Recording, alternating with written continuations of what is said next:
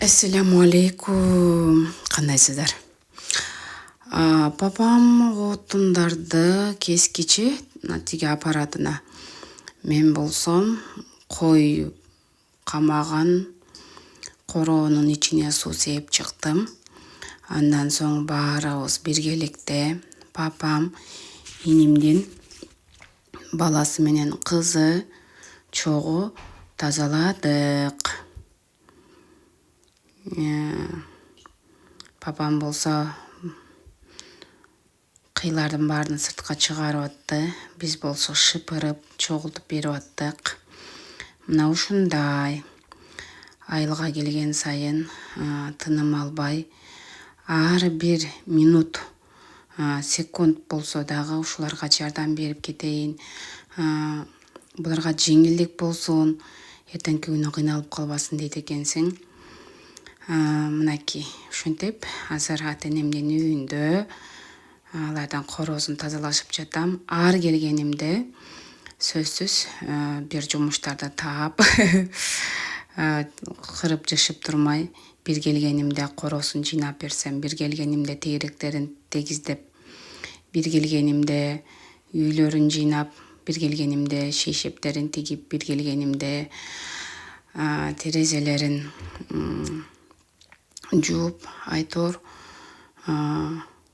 ишемби, жекшемби күндөрү түнкү автобус менен келип, анан бул жакта 2 күн болсо да, 3 күн болсо дагы жардам кылып, кол кабыш кылайын деген ой менен ушундай кылып жатам. Мынакей бул ишембиликте, бул ишемби, жекшемби күндөрү мына ушундай иштер менен алек болдук. Баса гүлдү дагы тиктик. Аны эртең колум бошогондо монтаждап киргизем. Биз кой багычу короону гана эмес, бул тоок камаган жерди дагы тазаладык. Папам кой жаганы кеткендиктен анын ордуна өзүм тазалап чыктым. Тоок камаган жерде бизде 2 жер бар. Бирөөсү кышында камала турган жер, тооктун экинчиси жайында. Жаз күз ушинтип желелерин алып тазалап турабыз. Бул жакта бул эски сарайдын ичи болгондуктан буларды актап жыйнаганга бизде мүмкүнчүлүк болгон жок. Кудай буйруса, мүмкүнчүлүк болсо актап тазалайбыз. Бул сарайдын ичин шыпырып эле коюп атабыз. Анан хлор сээп коебуз. Актап жыйнаганда эми колубуз бошосо, үйдүн ремонту аяктап калса, анан кийин кылабыз. Ал эми короодон алынып чыккан кыйларды, тооктун кыктарын баардыгын биз огородко төгүп жатабыз. Негизи өзүнчө бир жерге чогултуп, анан ошол жерге биогумус даярдасак болот болчу, бирок бизде андай мүмкүнчүлүк жок. Папам тез эле огородко төктөрө бергендиктен биз айла жок төккөнгө туура келип жатат. Ал эми бул жер тооктун жайкы жатаканасы. Биз эмне үчүн үстүн мындай сетка менен кабып коюп атабыз? Себеби деген бул жака түлкүлөр келет, норкалар келет, анан келип тоокторду кырып жеп кетет.